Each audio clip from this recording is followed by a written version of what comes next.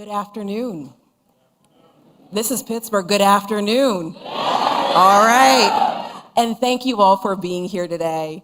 My name is Andrea Stanford, and I am proud to be here as a woman business leader in the great city of Pittsburgh.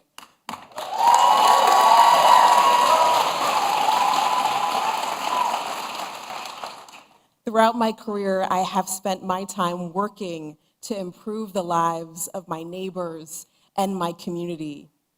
And over the years, especially as a young person getting started, it's not always clear where we'll end up. However, nothing would be possible without getting that first opportunity. That's why I'm grateful that I get to stand here today to introduce a leader who understands the value of that first opportunity. You see, the Vice President is here in Pittsburgh today to lay out her vision for the future of our economy. One where the middle class grows, where capitalism thrives, and where bad actors who try to screw over the little guys are held to account.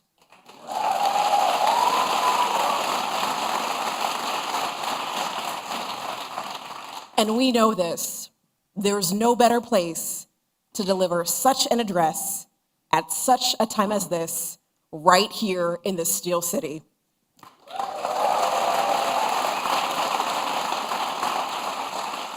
You see, if there's one thing that I've learned from living in Pittsburgh over the years, is that when given the opportunity to succeed, Pittsburghers, or Yinzers as we lovingly call ourselves, we put in the work to pursue our dreams and make them a reality.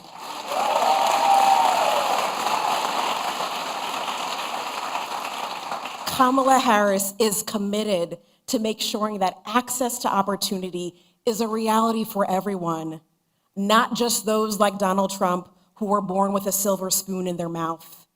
You see, today's speech is Vice President Harris's chance to tell the American people why she believes, what she believes about fairness, about building and expanding the middle class, and about how we ensure that every child in this great nation has equal access to the American dream, and how she'll get it done as president. You see, we've seen what Donald Trump did. As president, he blew up the national debt, gave tax cuts to millionaires and billionaires at the expense of working people, and created incentives to ship jobs overseas. If reelected, we know that Trump and his extreme Project 2025 agenda would raise costs for working families, usher in a recession, and destroy good-paying, family-sustaining jobs that Kamala Harris has fought so diligently to create. We can't go back. We can't go back. We must elect Kamala Harris in November, not just because it's important that we have a leader with the character to be present, but because working families across the nation are depending on her. With that, it is my honor to introduce someone who has dedicated her life to public service, a woman who has spent her entire career fighting for everyday Americans. And let me remind you of her background. As a prosecutor, she took on, you know the story, y'all, she took on violent criminals and held them accountable. As Attorney General, she fought for hundreds of thousands of homeowners after they were defrauded by the big banks.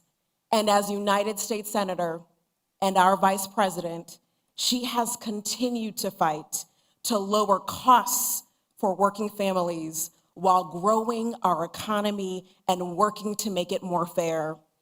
Without further ado, I am overjoyed to welcome the next President of the United States, Kamala Harris.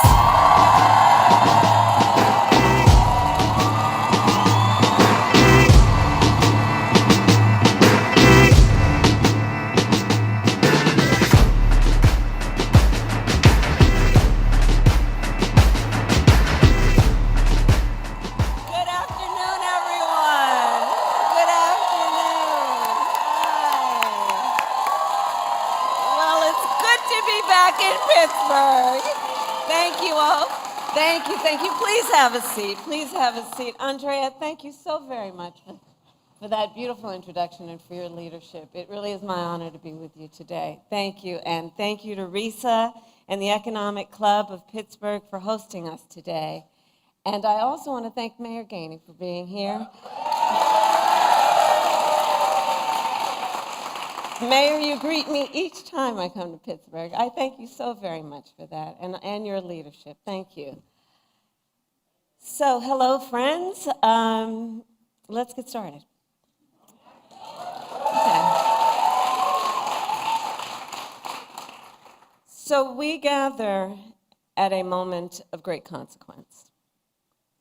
In this election, I believe we have an extraordinary opportunity to make our middle class the engine of America's prosperity, to build a stronger economy where everyone, everywhere, has a chance to pursue their dreams and aspirations, and to ensure that the United States of America continues to out-innovate and out-compete the world. Over the past 3.5 years, we have taken major steps forward to recover from the public health and economic crisis we inherited. Inflation has dropped faster here than the rest of the developed world. Unemployment is near record low levels. We have created almost 740,000 manufacturing jobs, including 650 at the battery manufacturing plant over in Turtle Creek.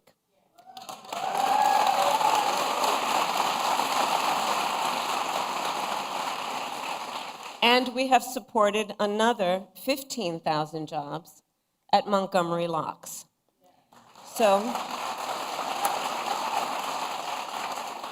these are local, great examples of the work that we have achieved thus far. And last week, for the first time, of course, in 4.5 years, the Federal Reserve cut interest rates, which will make it just a little easier for families to buy a home or a car or just pay down their credit card bill. But let's be clear, for all these positive steps, the cost of living in America is still just too high. You know it, and I know it. And that was true long before the pandemic hit. Many Americans who aspire to own a home are unable to save enough for a down payment on a house, and starting to think that maybe home ownership is just outside of their reach. Folks who live in factory towns and in rural communities, who have lost jobs, are wondering if those jobs will ever come back.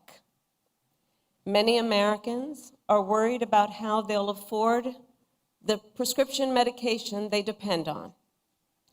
All of this is happening at a time when many of the biggest corporations continue to make record profits while wages have not kept up pace. I understand the pressures of making ends meet. I grew up in a middle-class family, and while we were more fortunate than many, I still remember my mother sitting at that yellow Formica table, late at night, cup of tea in hand, with a pile of bills in front of her, just trying to make sure that she paid them off by the end of the month. Like so many Americans, just trying to make it all work. Every day, millions of Americans are sitting around their own kitchen tables and facing their own financial pressures. Because over the past several decades, our economy has grown better and better for those at the very top, and increasingly difficult for those trying to attain, build, and hold on to a middle-class life. In many ways, this is what this election is all about. The American people face a choice between two fundamentally very different paths for our economy. I intend to chart a new way forward and grow America's middle class. Donald Trump intends to take America backward to the failed policies of the past. He has no intention to grow our middle class. He's only interested in making life better for himself and people like himself, the wealthiest of Americans. You can see it spelled out in his economic agenda. An agenda that gives trillions of dollars in tax cuts to billionaires and the biggest corporations, while raising taxes on the middle class by almost $4,000 a year, slashing overtime pay, throwing tens of millions of Americans off of health care, and cutting Social Security and Medicare. In sum, his agenda would weaken the economy and hurt working people and the middle class. You see, for Donald Trump, our economy works best if it works for those who own the big skyscrapers, not those who actually build them, not those who wire them, not those who mop the floors,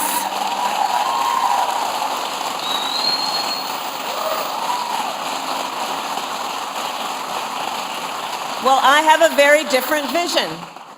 I have a very different vision for our economy.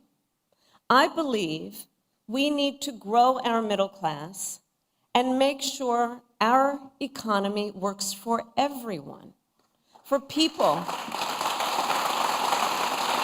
like the people in the neighborhood where I grew up and the hardworking Americans I meet every day across our nation. So I call my vision the opportunity economy. And it's about making sure everyone can find a job and more, and more.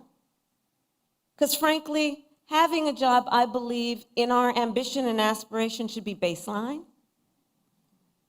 And we should aspire and have the ambition and plan to do more.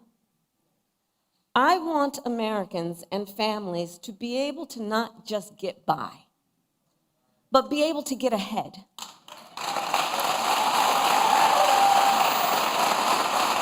To thrive, be able to thrive. I don't want you to have to worry about making your monthly rent if your car breaks down. I want you to be able to save up for your child's education, to take a nice vacation from time to time. I want you to be able to buy Christmas presents for your loved ones without feeling anxious when you're looking at your bank statement. I want you to be able to build some wealth, not just for yourself, but also for your children and your grandchildren, intergenerational wealth.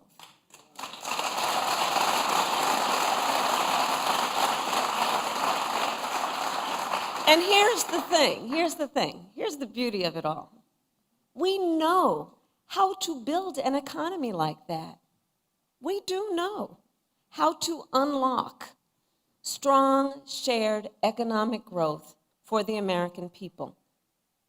History has shown it time and again.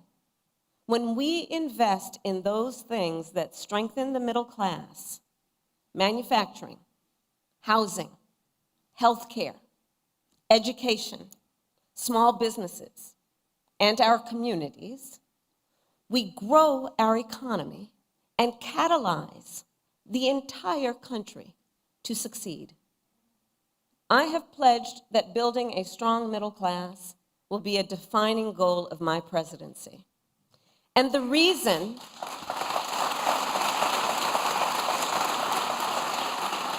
But let me tell you, the reason is not about politics and it's not about ideology. From my perspective, it's just common sense. It's just common sense. It's actually what works. When the middle class is strong, America is strong. And we can build a stronger middle class. The American economy, we know this here. The American economy is the most powerful force for innovation and wealth creation in human history. We just need to move past the failed policies that we have proven don't work.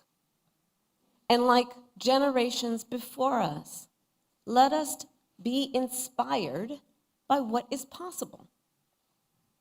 As president, I will be grounded in my fundamental values of fairness, dignity, and opportunity. And I promise you, I will be pragmatic in my approach. I will engage in what Franklin Roosevelt called bold, persistent experimentation.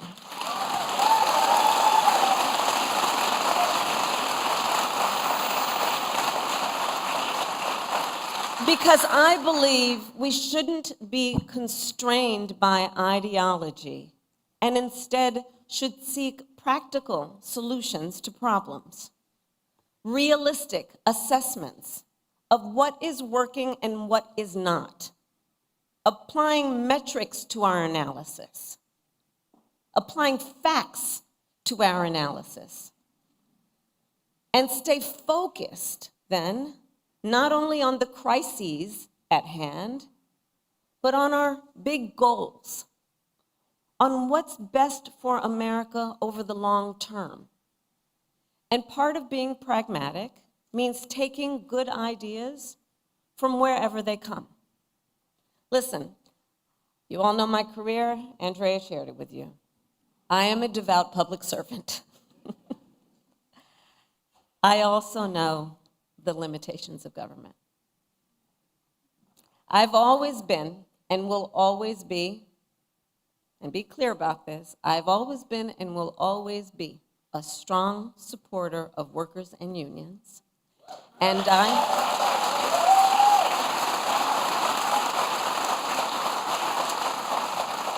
I also believe we need to engage those who create most of the jobs in America.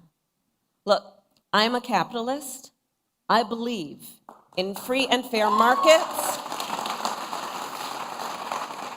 I believe in consistent and transparent rules of the road to create a stable business environment. And I know the power of American innovation. I've been working with entrepreneurs and business owners my whole career. And I believe companies need to play by the rules. Respect the rights of workers and unions, and abide by fair competition. And if they don't, I will hold them accountable. And if anyone has a question about that, just look at my record as Attorney General.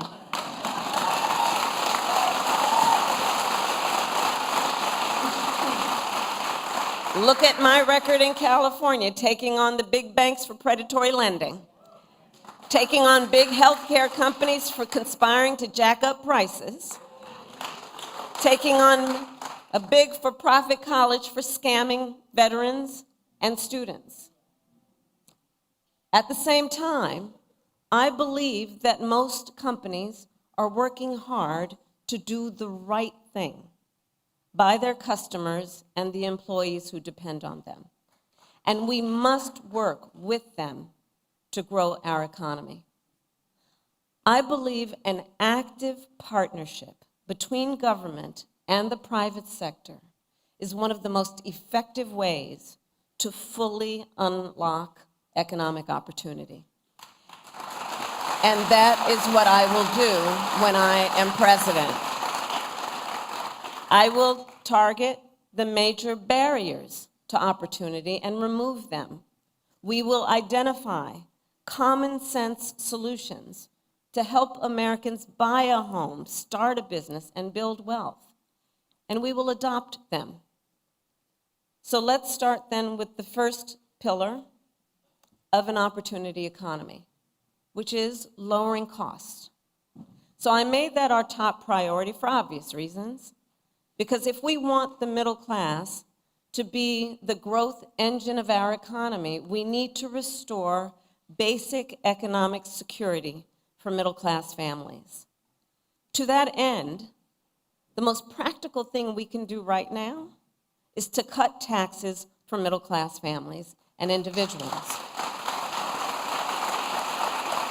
And that's what we will do. Under my plan, more than 100 million Americans will get a middle-class tax break that includes $6,000 for new parents during the first year of their child's life. To help families cover everything from car seats to cribs. We'll also cut the cost of childcare and elder care.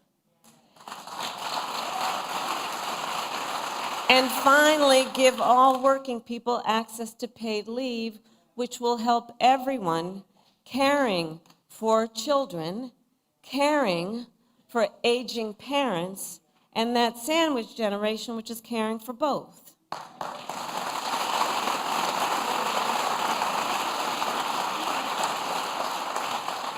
So I have a personal experience with caregiving. I remember being there for my mother when she was diagnosed with cancer. Cooking meals for her, taking her to her appointments, just trying to make her comfortable, figuring out which clothes were soft enough that they wouldn't irritate her, and telling her stories to try and make her laugh. I know caregiving is about dignity. It really is. And when we lower the cost and ease the burdens people face, we will not only make it then easier for them to meet their obligations as caregivers, we will also make it more possible for them to go to work and pursue their economic aspirations. And when that happens, our economy as a whole grows stronger. Now, middle-class tax cuts are just the start of my plan. We will also go after the biggest drivers of cost for the middle class and work to bring them down. And one of those, some would argue one of the biggest, is the cost of housing. So here's what we will do. We will cut the red tape that stops homes from being built and take on, in addition, corporate landlords who are hiking rental prices. And we will work with builders and developers to construct 3 million new homes and rentals for the middle class, because increasing the housing supply will help drive down the cost of housing.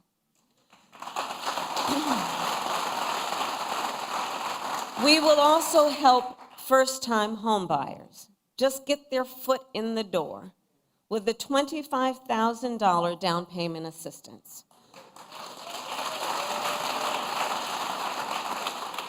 Because the goal is clear. Let's help more Americans afford to buy a home, which we know is a critical step in their ability to grow their wealth and intergenerational wealth.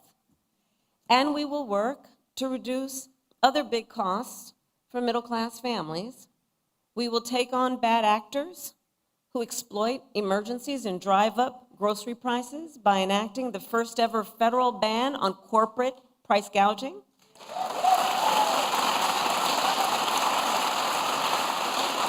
I had the experience of dealing with that when I was Attorney General. We will take on Big Pharma and cap the cost of prescription drugs for all Americans, just like we did for our seniors. Now, by contrast, Donald Trump has no intention of lowering costs for the middle class. In fact, his economic agenda would actually raise prices. And listen, that's not just my opinion. A survey of top economists by the Financial Times and the University of Chicago found that by an overwhelming 70 to 3% margin, my plan would be better for keeping inflation low. Objective economists have been very clear. The second pillar of an opportunity economy is investing in American innovation and entrepreneurship. So for the last century, the United States of America has been a beacon around the world. And as your vice president now for almost 4 years, I've been traveling the world, meeting with world leaders, meeting with foreign leaders, meeting with business people in various countries with which we have partnership. And I will tell you, America remains a beacon for what it means to inspire and invest in innovation.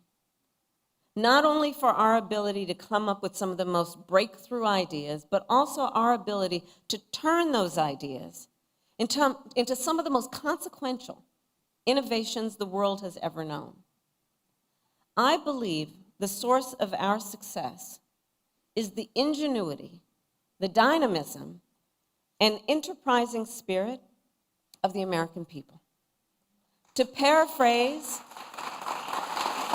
yes, it is, it's our nature.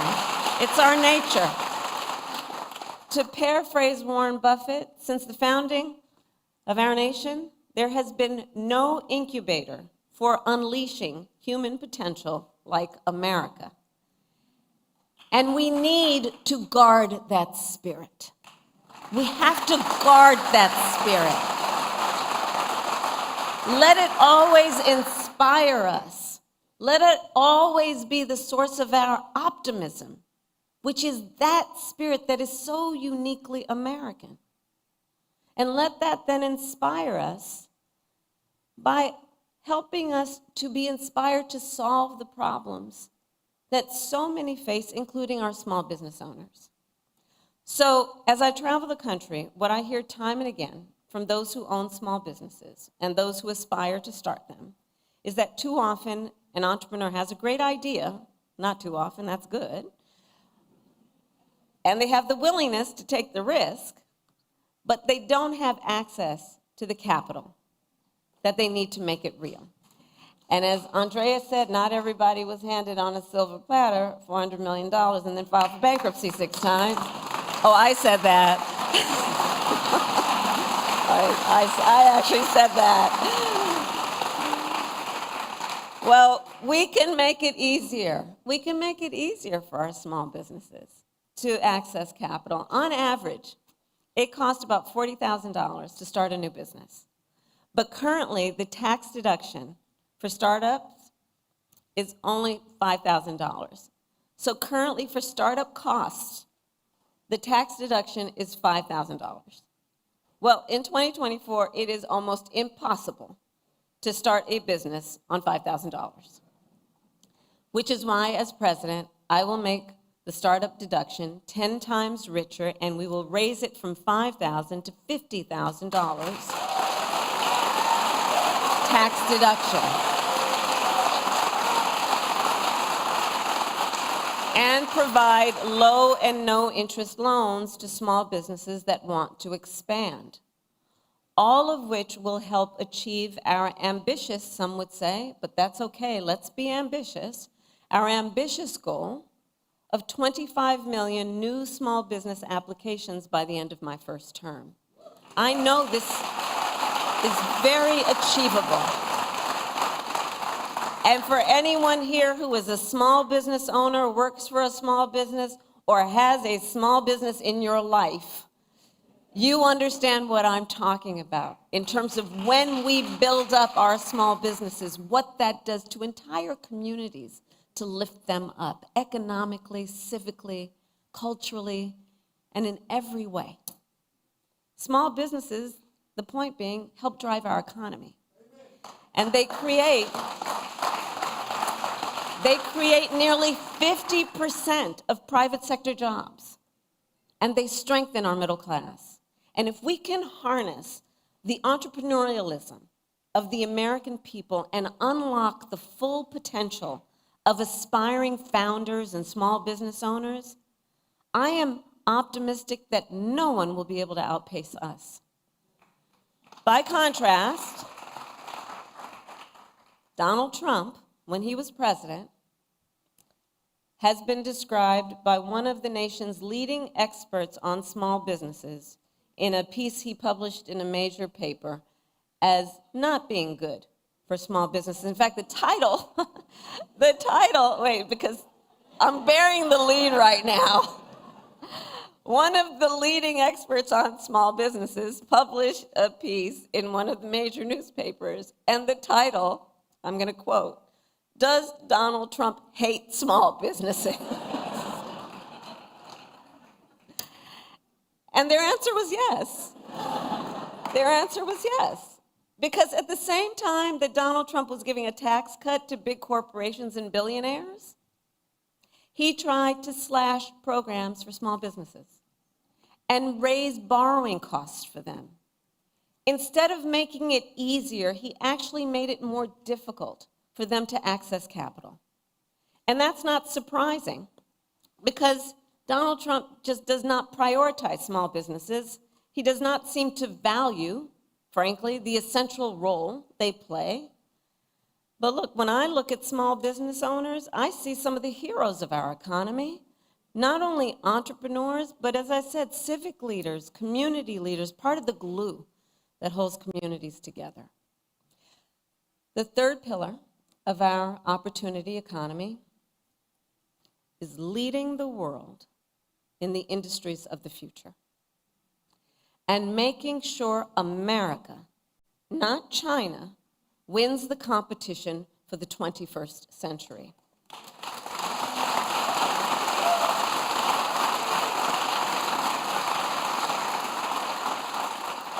One of the recurring themes in American history is that when we make an intentional effort to invest in our industrial strength, it leads to extraordinary prosperity and security, not only for years, but for generations. Think of Alexander Hamilton having the foresight to build the manufacturing capabilities of our new nation. Think of Lincoln and the Transcontinental Railroad. Think of Eisenhower and the interstate highway system. Kennedy committing America to win the space race and spurring innovation across our society. From our earliest days, America's economic strength has been tied to our industrial strength. And the same is true today. So I will recommit the nation to global leadership in the sectors that will define the next century. We will invest in biomanufacturing and aerospace, remain dominant in AI and quantum computing, blockchain and other emerging technologies, expand our lead in clean energy innovation and manufacturing,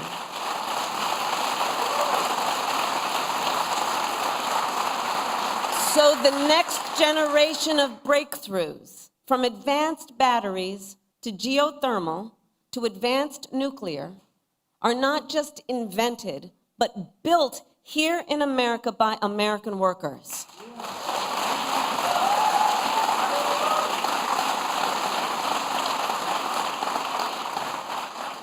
And we will invest in the industries that, for example, made Pittsburgh the Steel City by offering tax credits for expanding good union jobs in steel and iron and manufacturing communities like here in Mon Valley. And across all these industries of the future, we will prioritize investments for strengthening factory towns. This is so important. For strengthening factory towns, retooling existing factories, hiring locally, and working with unions, because no one who grows up in America's greatest industrial or agricultural centers should be abandoned. And understand what that means for real people, people we know, people we care about. We don't have to abandon a strength we've known to achieve a strength that we plan.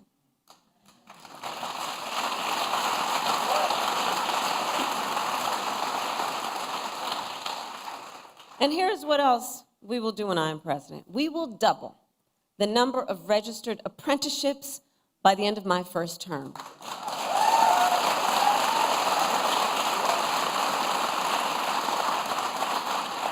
Because I almost made it a goal of mine. I think I am going to fall short, but trying to visit every IBEW local in America, because I'm going to tell you, those apprenticeship programs, those are tough duty, man. And women and everyone.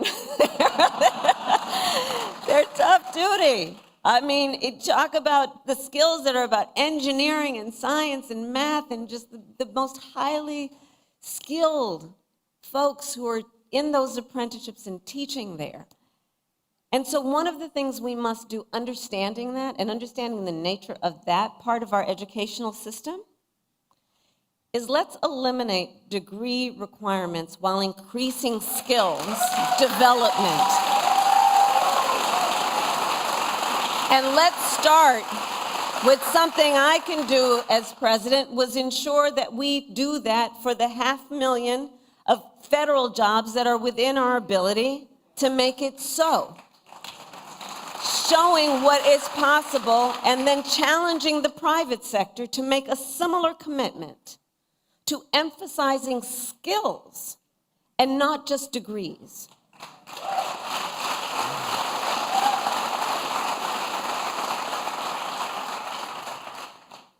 And we will reform our tax laws to make it easier for businesses to let workers share in their company's success. And I will challenge the private sector to do more, to lift up workers through equity, profits, and benefits, so more people can share in America's success and prosperity.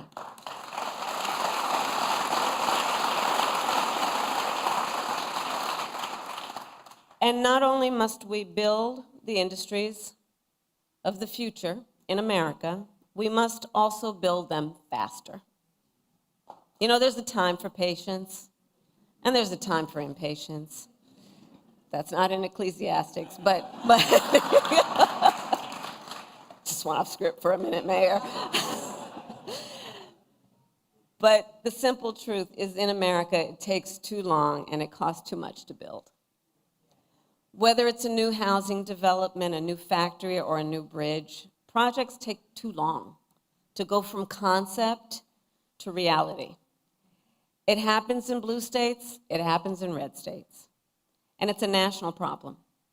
And I will tell you this, China is not moving slowly. They're not. And we can't afford to either. If we are to compete, we can't afford to either. As president, if things are not moving quickly, I will demand to know why, and I will act. I will work with Congress, workers and businesses, cities and states, community groups and local leaders to reform permitting, to cut red tape, and get things moving faster. Because, look, as I said, patience may be a virtue, but not when it comes to job creation or America's competitiveness. Many of you know, the Empire State Building, you know how long it took to build that? 1 year. The Pentagon, you know how long that took? 16 months. No one can tell me we can't build quickly in our country.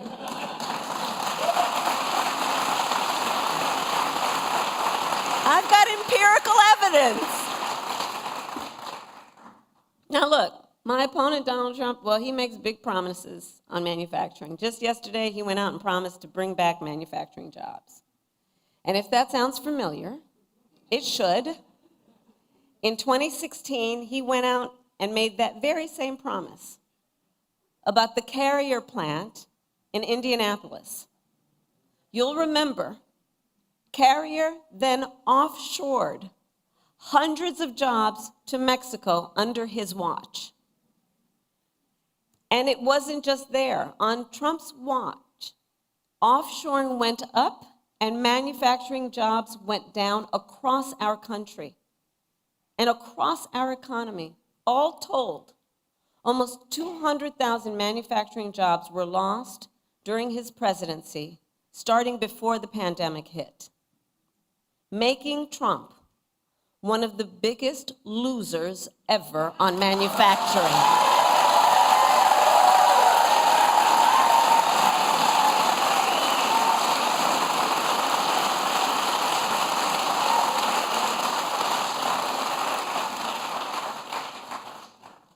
Donald Trump also talked a big game on our trade deficit with China. But it is far lower under our watch than any year of his administration. While he constantly got played by China, I will never hesitate to take swift and strong measures when China undermines the rules of the road at the expense of our workers, our communities, and our companies, whether it's flooding the market with steel, inferior, or at all, unfairly subsidizing shipbuilding, or hurting our small businesses with counterfeits. Recall, Donald Trump actually shipped advanced semiconductor chips to China, which helps them upgrade their military. Understand the impact of these so-called policies that really are not about a plan for strengthening our prosperity or our security. I will never sell out America to our competitors or adversaries. Never. Never. And I will always make sure we have the strongest economy and the most lethal fighting force anywhere in the world.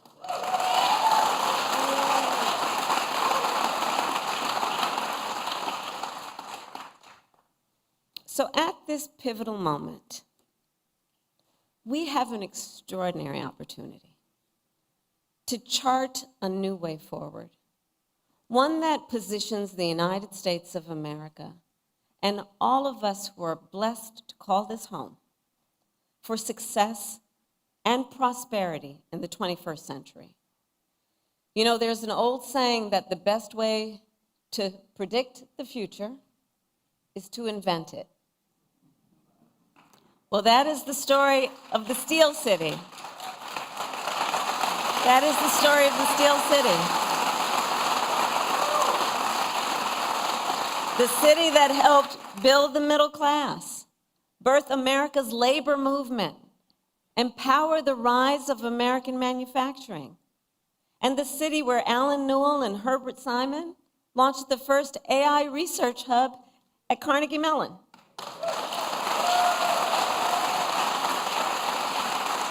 And created entirely new fields like machine learning.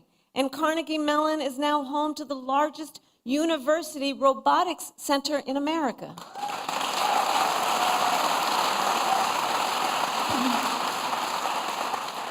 So the proud heritage of Pittsburgh, I so strongly believe, reveals the character of our nation. A nation that harnesses the ambitions, the dreams, and the aspirations of our people, seizes the opportunities before us because we see them, because we believe in them, and then invents the future. That is what we have always done. And that is what we must now do. And I know we will. I thank you all for inviting me. May God bless you, and may God bless the United States of America. Thank you all.